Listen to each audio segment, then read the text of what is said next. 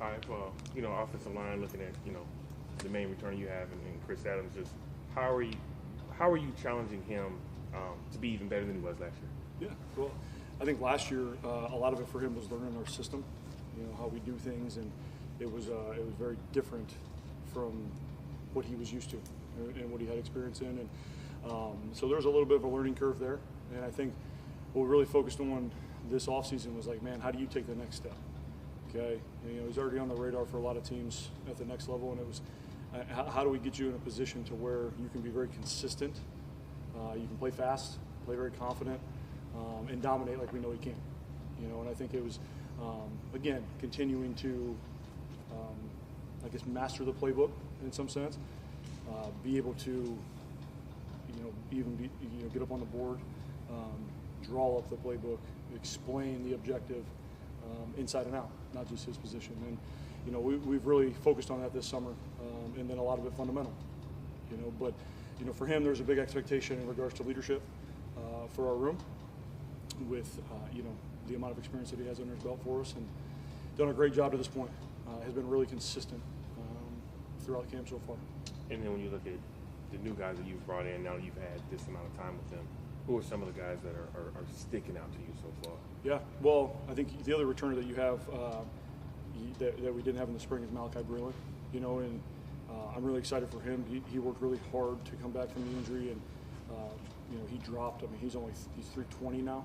Okay, I think last year he was playing around 338, 340. So he's in the best shape of his life, and next to Chris, like he has played really good ball, through the first 7 practices. So excited about what he's bringing to the table right now. The new guys, I think Yakiri Walker has grown a ton. Second time, really the third time here in our offense, and calling it from the middle, which I know I've said this in the past. And this offense, the center position is not an easy one, and learning it for the first time and what he's done. Really proud of him. You got Travis Burke and Parker Mitchell, which those guys again coming into this system. Have just really grown. You've seen them develop this offseason. They really took the weight room and the conditioning and stuff seriously this summer, have put good mass on. And we've been able to keep that athleticism across the board, which, again, this is probably top to bottom the most athletic group we've had, the deepest group we've had. So, it's a good starting point, but we have to continue to grow together. You ever coach somebody as tall as Travis Burke? I actually have. Really? Yeah. I think he wore number 69, Tyler Miller, at my last place, 6'9", same size, yeah. Just with Travis, though, I mean, aside from the height, what stands out about him? His skills? Well, anytime you're that tall, I think the biggest thing you look at is the ankle and hip flexibility, and his mobility. So it doesn't help you to be 6'9" if you can't bend and play at the level of somebody that's 6'2". Maybe a defensive end or inside as a 3 technique. So you have to be able to bend, you have to be able to get through your hips, but the advantage that he has is length. He can keep people a mile away from him because his arms are so darn long. But I've been really impressed. Like I knew it watching his videotape before we contacted this offseason. It was like he moves really well for a guy that size and bends really well. He bends like a 6'4" guard. Obviously, it's important to run the ball, as you know, but with the amount of turnover you have with the pass catchers and at quarterback, does that put even bigger emphasis on the O-line and the backs to be able to run the ball?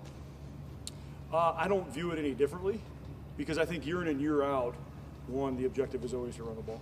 You know what I mean? But realistically, where we're going to land schematically is based on our personnel.